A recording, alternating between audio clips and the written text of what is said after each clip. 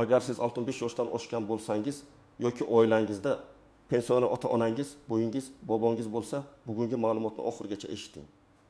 Chunki 2026 yilda pensiya masalasida eng ko'p xatoga yo'l qo'yiladigan joy aynan bitta. Odamlar o'zlari qaysi toifaga kirishini bilmaydi. Natijada kimdir indeksatsiyadan to'liq foydalanmaydi. Kimdir qayta hisob-kitob so'rashni kechiktiradi. Kimdir qo'shimcha nafaqa yoki imtiyozga haqli bo'lsa ham hujjat topshirmagani uchun pulini olmaydi. Men bugun sizga pensionerlarning 4 ta asosiy guruh haqida sotda tushunarli va amaliy tarzda tushuntirib beraman. Siz o'zingizni qaysi guruhga mansub ekaningizni tekshirasiz. Nimalarga e'tibor berish kerakligini bilib olasiz. Va eng muhimi, 2026 yilga tayyor bo'lasiz. Hozirning o'zida kanalga obuna bo'ling. Videoga like bosing, chunki bu mavzu har bir oilaga tegishli. Birgina hujjat yoki birgina ariza pensioneringizning oylik daromadiga ta'sir qilishi mumkin. Avval pensiya masalasida ko'pchilik bitta oddiy fikr bilan yashardi. Pensiya tayinlandi, demak har oy shu pul keladi. Davlat oshirsa oshadi, bo'lmasa shu. Lekin hozirgi tizimda hamma pensionerlar bir xil holatda emas. Kimdir ishlashda davom etyapti, kimdir umuman ishlamaydi. Kimdirning ish staji to'liq, kimdirning eski yillardagi ish haqi ma'lumotlari topilmagan. Kimdir nogironlik guruhi bilan pensiya oladi. Kimdir boquvchisini yo'qotganlik bo'yicha nafaqa oladi. Yana kimdir yolg'iz yashaydi, dori-darmon xarajati katta, kommunal to'lovlarda yordamga muhtoj. 2026 yilga kelib eng muhim narsa shuki, pensiya masalasi faqat yoshga qarab emas, hujjat, staj, ishlash holati, ijtimoiy maqom va qo'shimcha huquqlar bo'yicha ham baholanadi. Men buni odamlarga doim shunday tushuntiraman. Pensiya bu faqat men pensionerman degan bitta maqom emas. Pensiya tizimida har bir insonning o'z yo'li bor. Kimdir oddiy yoshga doir pensiya oladi, kimdir ishlayotgan pensioner. Kimdir minimal miqdordagi pensiya bilan yashaydi. Kimdir esa qo'shimcha himoyaga muhtoj bo'lgan pensioner hisoblanadi. Oldin ko'pchilik pensiya jamg'armasiga faqat pensiya tayinlash paytida borardi. Hozir esa vaqti bilan tekshirish kerak. Staj to'g'ri kiritilganmi? Ish haqi ma'lumotlari hisobga olinganmi? Ishlayotgan bo'lsangiz qayta hisoblash huquqingiz bormi? 65 yoshdan keyin yoki sog'liq yomonlashgandan keyin qo'shimcha yordamga asos paydo bo'lganmi? Aynan mana shu savollar sizni 4 guruhdan qaysi biriga kirishingizni aniqlab beradi. Birinchi guruhga eng ko'p uchraydigan pensionerlar kiradi. Bular pensiyaga chiqqan, hozir ishlamaydi. Pensiyasini har oy oladi, asosiy daromadi shu pensiya bo'lgan insonlar. Masalan, 18 yoshli otaxon 35 yil ishlagan. Pensiyasi tayinlangan, hozir uyda hech qayerda rasmiy ishlamaydi. Yoki 66 yoshli onaxon 30 yil mehnat qilgan, farzandlari alohida yashaydi, o'zi pensiya oladi. Mana shu toifa birinchi guruhga yaqin. Bu guruhdagilar uchun eng muhim masala indeksatsiya va pensiyaning umumiy oshirilishi. Davlat pensiyalarini oshirganda odatda bunday pensionerlar avtomatik ravishda oshirilgan miqdorni oladi. Ya'ni ko'p hollarda alohida ariza yozish shart bo'lmaydi. Lekin men umuman hech narsa qilmang demayman. Chunki pensiya miqdori past bo'lsa, sizning eski ish stajingiz yoki ish haqi ma'lumotlaringiz to'liq hisobga olinmagan bo'lishi mumkin. Oddiy misol keltiraman. Bir onaxon 1990 yillargacha tikuv fabrikasida ishlagan, keyin maktabda farrosh bo'lgan. Pensiyasi tayinlanganda eski fabrikadagi ish haqi ma'lumotlari arxivdan topilmagani uchun hisobga kirmagan. Natijada pensiyasi masalan 1 million 300 ming so'm atrofida chiqqan. Keyin farzandi arxivga so'rov yuborib, ish haqi ma'lumotlarini topgan. Pensiya qayta ko'rib chiqilganda miqdor oshgan. Bu yerda gap faqat bir oylik o'sishda emas, agar xatolik tasdiqlansa. Ayrim holatlarda oldingi davrlar bo'yicha ham hisob-kitob masalasi ko'tarilishi mumkin. Bu guruhdagilar men ishlamayman, demak hammasi avtomatik bo'ladi deb xotirjam bo'lib ketmasin. Siz kamida 3 narsani tekshirishingiz kerak. Umumiy ish stajingiz necha yil ko'rsatilgan? Pensiya hisobida qaysi davrdagi ish haqi olingan? Pasport va bank ma'lumotlaringiz to'g'ri kiritilganmi? Ayniqsa familiya o'zgargan. Eski mehnat daftarchasida xatolik bo'lgan, korxona yopilib ketgan, arxiv hujjatlari chalkash bo'lgan pensionerlar alohida e'tiborli bo'lish kerak. Kimlar xavotir olmasligi mumkin? Agar siz pensiyangizni yaqinda rasmiylashtirgan bo'lsangiz, barcha hujjatlar elektron bazada bo'lsa, ish stajingiz to'liq tasdiqlangan bo'lsa, pensiya miqdori siz kutgan hisob-kitobga mos bo'lsa, har bir indeksatsiya avtomatik tushayotgan bo'lsa, katta xavotirga hojat yo'q. Lekin baribir yiliga kamida bir marta ma'lumotnoma olib, pensiya tarkibini ko'rib qo'yish foydali. Ikkinchi guruh 2026 yilda eng ko'p savol tug'diradigan guruh bo'ladi. Bu rasmiy ishda davom etayotgan pensionerlar. Masalan, 6-7 yoshli ustoz hali ham maktabda dars beradi.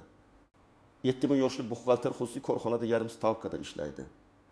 Olim 6 yoshli qorovul shartnoma asosida ishga kirgan. Bularning barchasi ishlayotgan pensionerlar toifasiga kiradi. Bu guruhning asosiy farqi shundaki, ular pensiya ham oladi, ish haqi ham oladi. Lekin shu bilan birga ularning pensiya huquqlariga ta'sir qiladigan ayrim nozik jihatlar bor. Rasmiy ishlayotganingizda siz uchun ijtimoiy soliq yoki tegishli ajratmalar to'lanishi mumkin. Bu kelajakda pensiyani qayta hisoblashga asos bo'lishi ehtimoli bor. Lekin hamma narsa avtomatik va darhol bo'ladi deb o'ylamaslik kerak. Ishlagan davringiz, to'langan ajratmalar, shartnoma turi va rasmiy bandlik holati juda muhim. Misol uchun, bir otaxon pensiyaga chiqqandan keyin 3 yil davomida rasmiy qorovul bo'lib ishladi. Har oy ish haqi oldi, korxona hamma to'lovlarni qildi. U kishi keyin mening pensiyam nega oshmayapti deb so'radi. Bunday holatda birinchi tekshiriladigan narsa, u haqiqatan ham rasmiy ishlaganmi? Ish beruvchi tegishli ma'lumotlarni elektron tizimga kiritganmi? Ajratmalar to'langanmi? Qayta hisoblash uchun ariza kerakmi yoki avtomatik tartib bormi? Ko'p odamlar aynan shu yerda xato qiladi. Men ishladim-ku deydi, lekin korxona uni norasmiy yuritgan bo'ladi. Norasmiy ish esa pensiya hisobida ko'rinmasligi mumkin. Yana bir misol. 65 yoshli ayol pensiyada, lekin mahalladagi do'konda sotuvchi bo'lib ishlaydi. Ish beruvchi sizga naqd beraman, hujjat shart emas deydi. Ayol rozi bo'ladi, 3 yil ishlaydi. Keyin pensiyam oshadimi deb so'raydi.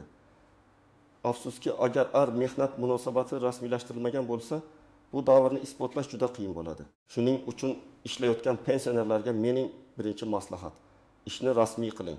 Mehnat shartnomasi bormi? Buyruq bormi? Ish haqi kartaga tushyaptimi?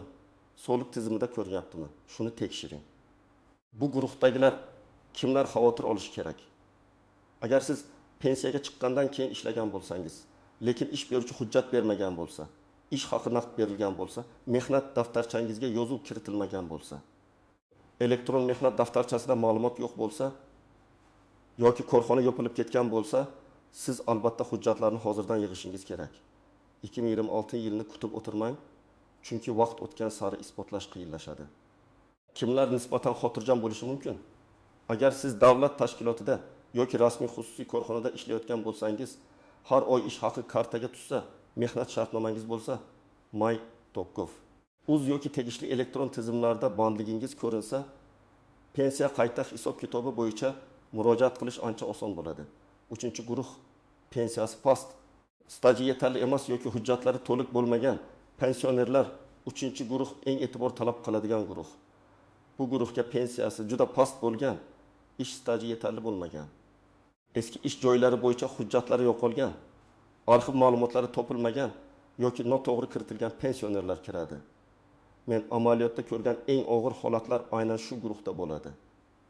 Odam butun umr ishlaganman deb o'ylaydi, lekin hujjatda faqat 12 yil ko'rinadi. Yoki ayol 5 ta farzand tarbiyalagan, kolxozda ishlagan, keyin bozorda savdo qilgan, lekin rasmiy staj juda kam ko'rsatilgan.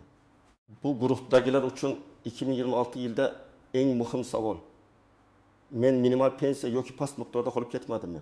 Pensiya miqdori nimaga past kamligi uchunmi? Ish haqi ma'lumoti past olingani uchunmi? Hujjat topilmagani uchunmi? Yoki ayrim davrlar hisobga olinmagani uchunmi? Masalan, 69 yoshli erkak 1990 yillarda qurilish tashkilotida ishlagan. Keyin 1990 yillarda boshqa viloyatga ko'chgan. Pensiya tayinlanganda qurilish tashkiloti yopilgan. Arxiv qayerdaligi noma'lum bo'lgan. Natijada 8 yillik ish davri hisobga kirmagan. Agar u kishi yoki farzandlari arxiv boshqarmasiga, sobiq korxona hujjatlari topshirilgan joyga, tuman hokimligi arxiviga, davlat arxiviga so'rov yuborsa, ehtimol hujjat topiladi. Hujjat topilsa, pensiya qayta hisoblanishi mumkin. Yana bir vaziyat: ayol kishi yoshligida kolxozda ishlagan. Mehnat daftarchasida yozuv bor, lekin muhr xira, sana noto'g'ri, familiyada bitta harf farq qiladi. Pensiya organi bunday hujjatni darhol qabul qilmasligi mumkin. Bu holatda qo'shimcha tasdiqlovchi hujjatlar kerak bo'ladi. arxiv ma'lumotnomasi, ish haqi vedomosti, buyruq nusxasi, kasaba uyushmasi hujjatlari, hatto ayrim hollarda sud orqali faktni aniqlash masalasi ham ko'riladi. Bu guruhdagilar baribir foydasi yo'q deb qo'l siltamasin. Chunki pensiya past bo'lsa, har oy yo'qotish bo'ladi. Tasavvur qiling, hujjat to'liq bo'lmagani uchun pensiya oyiga 200 ming so'm kam chiqdi. Bir yilga bu 2 million 400 ming so'm. 5 yilga 12 million so'm. Bu pensioner uchun juda katta pul, dori-darmon, oziq-ovqat, kommunal to'lov, shifokor ko'rigi degani. Kimlar aynan shu guruhga kirishini tekshirishi kerak. Pensiyasi o'rtacha atrofdagilardan ancha past bo'lganlar. Men 30 yil ishlaganman, lekin pensiyam juda kam deydiganlar. Mehnat daftarchasida bo'sh yillar borlar. Korxonasi yopilganlar. Sovet davrida kolxoz-sovxozda, mavsumiy ishda, qurilish brigadasida, maktabgacha ta'lim, tibbiyot, zavod yoki fabrikada ishlagan, lekin hujjatlari saqlanmagan insonlar.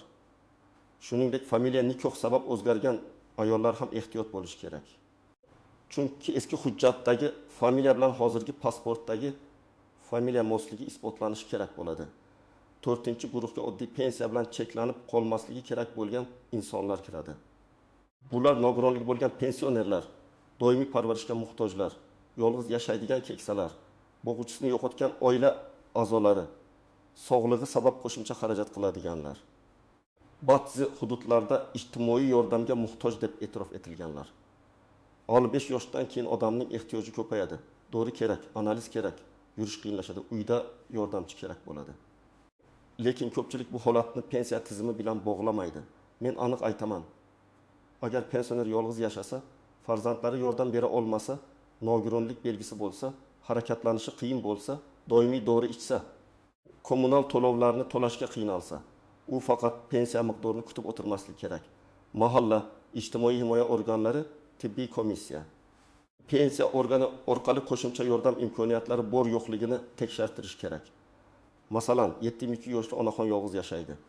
Pensiyasi bor, lekin uning yarmi dori-darmonga ketadi. U men pensiya olyapman, demak menga boshqa yordam berilmaydi deb o'ylaydi. Bu har doim ham to'g'ri emas. Ayrim yordam turlari daromad, oilaviy ahvol, sog'liq holati, mahalla xulosasi, tibbiy hujjatlar asosida ko'rib chiqiladi. Demak, pensionerning o'zi yoki farzandi mahallaga borib, onam yolg'iz yashaydi, dori xarajati katta, ijtimoiy yordam bo'yicha tekshiruv o'tkazib bering deb murojaat qilish kerak. Yana bir misol, 37 yoshli erkak pensiyada, lekin insultdan keyin yurishi qiyinlashgan. U nogironlik rasmiylashtirmagan, chunki ovora bo'laman deb o'ylagan. Natijada u qo'shimcha imtiyozlar, tibbiy vositalar yoki ayrim to'lovlardan foydalanmay qolgan bo'lishi mumkin. Bunday vaziyatda birinchi qadam oilaviy shifokorga murojaat qilish, tibbiy tekshiruvlardan o'tish, keyin belgilangan tartibda tibbiy mehnat ekspert komissiyasi yoki tegishli tibbiy komissiya masalasini ko'tarishdir. Bu guruhdagi eng katta xato shuki, odamlar men hech kimdan yordam so'ramayman deb o'z huquqidan voz kechadi. Men buni yordam so'rash emas, qonuniy huquqdan foydalanish deb tushuntiraman. Agar davlat tomonidan ijtimoiy himoya mexanizmi bo'lsa, pensioner undan foydalanishga haqli. Bu uyat emas, bu huquq. Endi eng muhim nozik joylarga o'tamiz. Birinchi noziklik, hamma pensiya oshishi bir xil ta'sir qilmaydi.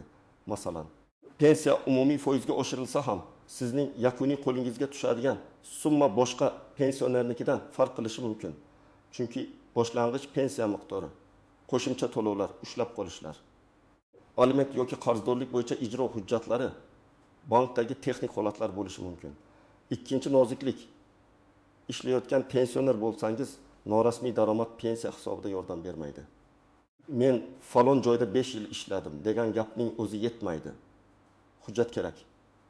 Shartnoma, buyruq, ish haqi ma'lumoti, soliq to'lovlari, elektron mehnat daftarchasi, bank tushumlari, bularning barchasi ahamiyatli bo'lishi mumkin. Uchinchi noziklik, eski hujjatlardagi bitta harf ham muammo chiqaradi. Masalan, pasportda Karimova, mehnat daftarchasida Karimova o'rniga Karamova yozilgan bo'lsa, yoki tug'ilgan sana bir joyda 1978, boshqa joyda 1979 bo'lsa, pensiya organi qo'shimcha tasdiq so'rashi mumkin. Shu sabab hujjatlarni oldindan ko'rib chiqing. Xato bo'lsa, notarial tasdiq, FDYO ma'lumotnomasi, arxiv hujjati yoki sud orqali tuzatish kerak bo'lishi mumkin. 4-noziklik, bank kartasi va yashash manzili. Ba'zi pensionerlar kartasini farzandiga berib qo'yadi. keyin pul tushdimi yo'qmi bilmaydi. Men bunga ehtiyot bo'lishni maslahat beraman. Pensioner o'z pulini nazorat qilish kerak. Agar o'zi foydalana olmasa, ishonchli vakil orqali qonuniy tartibda rasmiylashtirish kerak. Shuningdek, manzil o'zgarsa, yashash joyi boshqa tumanga ko'chsa, pensiya to'lovida kechikish bo'lmasligi uchun tegishli organlarga xabar berish muhim. 5-noziklik, vafot etgan turmush o'rtog'i bo'yicha huquqlar. Ayrim hollarda beva qolgan pensioner boquvchisini yo'qotganlik bo'yicha yoki boshqa turdagi ta'minot masalasini tekshirtirishi mumkin. Men bu yerda hamma avtomatik ravishda ko'proq pul oladi demayman. Lekin tekshirtirib ko'rish kerak. Ayniqsa turmush o'rtog'i uzoq yil ishlagan, harbiy xizmatda bo'lgan, maxsus sohada ishlagan yoki nogironlik bilan bog'liq holatlar bo'lgan bo'lsa, mutaxassisdan maslahat oling. Endi sizga aniq harakat rejasini beraman. Birinchi qadam, o'zingiz qaysi guruhga kirishingizni aniqlang. Ishlamaydigan oddiy pensionermisiz? Ishlayotgan pensionermisiz? Pensiyangiz past va hujjatlaringiz to'liq emasmi? Yoki qo'shimcha ijtimoiy himoyaga muhtojmisiz? Bitta odam bir vaqtning o'zida ikki guruhga ham yaqin bo'lishi mumkin. Masalan, 18 yoshli ayol ishlamaydi, pensiyasi past, yana sog'lig'i ham yomon. Demak, u birinchi, uchinchi va to'rtinchi guruh masalalarini tekshirtirish kerak. Ikkinchi qadam, hujjatlarni jamlang. Pasport yoki ID karta, pensiya guvohnomasi yoki pensiya tayinlanganini tasdiqlovchi hujjat, mehnat daftarchasi. Elektron mehnat daftarchasidan ma'lumot, eski ish joylaridan ma'lumotnomalar, ish haqqi haqidagi arxiv hujjatlari, nikoh yoki familiya o'zgargan bo'lsa, afridagi hujjatlari, nogironlik bo'lsa, tibbiy xulosa. Dori darmon xarajatlari bo'yicha retsept va cheklarni alohida papkaga soling. Uchinchi qadam, pensiya jamg'armasining tuman yoki shahar bo'limiga murojaat qiling. Murojaatda aniq yozing. Mening pensiyam hisob-kitobida ish stajim va ish haqi ma'lumotlarim to'liq inobatga olingan-olinmaganini tekshirib berishingizni so'rayman. Agar ishlayotgan bo'lsangiz. Pensiyaga chiqqanimdan keyingi rasmiy ish davrim pensiya hisobiga ta'sir qilishi mumkinligi bo'yicha qayta hisob-kitob tartibini tushuntirib berishingizni so'rayman. Agar pensiya past bo'lsa, arxiv hujjatlar asosida pensiyamni qayta ko'rib chiqish imkoniyatini tekshirib berishingizni so'rayman. 4-qadam, arxivga so'rov yuboring. Agar eski korxona yopilgan bo'lsa, tuman yoki viloyat davlat arxiviga murojaat qiling. So'rovda korxona nomi, ishlagan yillaringiz, lavozimingiz, o'sha paytdagi familiyangiz, tug'ilgan sanangizni aniq ko'rsating. Ish staji va ish haqi bo'yicha arxiv ma'lumotnomasi berishingizni so'rayman deb yozing. Agar qaysi arxivda ekanini bilmasangiz, hokimlik arxivi yoki davlat arxivi sizga yo'nalish berishi mumkin. 5-qadam. Mahalla va ijtimoiy himoya organlariga boring. Bu ayniqsa yolg'iz yashaydigan, nogironligi bor, dori xarajati katta, farzandlari yordam bera olmaydigan pensionerlar uchun muhim. Mahallaga borib vaziyatingizni yozma tushuntiring. Ijtimoiy yordam, moddiy yordam, parvarish, tibbiy yoki boshqa qo'llab-quvvatlash imkoniyatlarini ko'rib chiqishingizni so'rayman deb ariza bering. Og'zaki aytib ketmang. Yozma murojaat qiling va ro'yxatdan o'tkazilganini tasdiqlovchi belgi yoki raqamni saqlab qo'ying. 6-qadam, javoblarni saqlang. Har bir ariza, har bir javob, har bir ma'lumotnomadan nusxa oling. Ko'pchilik aynan shu yerda xato qiladi. Boradi, og'zaki gaplashadi, qaytadi, keyin hech qanday iz qolmaydi. Agar ertaga nizoli vaziyat bo'lsa, sizga hujjat kerak bo'ladi. Shuning uchun barcha javoblarni papkada saqlang. Telefoningizda suratga olib qo'ying. 7-qadam. Tushunmagan joyingiz bo'lsa, ikkinchi fikr oling. Pensiya hisob-kitobi murakkab bo'lishi mumkin. Bir xodimning og'zaki javobi bilan to'xtab qolmang. Rasmiy yozma javob so'rang. Zarur bo'lsa, yurist, ijtimoiy xodim, mahalla mas'uli yoki tajribali mutaxassis bilan maslahat qiling. Ayniqsa katta pul farqi bo'lsa, hujjatni sinchiklab tekshirtiring. Bugun men sizga 2026 yilda pensionerlar uchun eng muhim bo'lgan 4 guruhni tushuntirdim.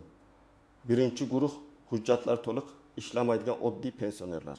Ikkinchi guruh ishlayotgan pensionerlar. Uchinchi guruh pensiyasi past, staji yoki hujjatlari to'liq bo'lmaganlar. 4-guruh qo'shimcha ijtimoiy himoya va imtiyozlarga muhtoj pensionerlar. Eng muhim fikr shuki, pensiya masalasida hammasi o'zi bo'ladi deb kutib o'tirmang.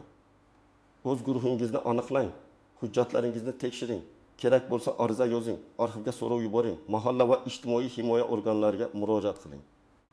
Ba'zan bitta topilgan ma'lumotnoma bitta to'g'ri yozilgan ariza yoki bitta rasmiy tekshiruv pensionerning hayotini ancha yengillashtiradi. Agar siz qaysi guruhga kirishingizni tushungan bo'lsangiz, izohlarda yozing. Birinchi, ikkinchi, uchinchi yoki to'rtinchi guruh. Pensiyangiz pastmi? Ishlayapsizmi? Hujjatlaringizda muammo bormi? Fikringizni yozib qoldiring. Videoga like bosing, kanalga obuna bo'ling va bu videoni albatta ota-onangizga, qo'shnilaringizga, qarindoshlaringizga yuboring. Chunki bu ma'lumotni bilgan odam o'z huquqini vaqtida himoya qiladi.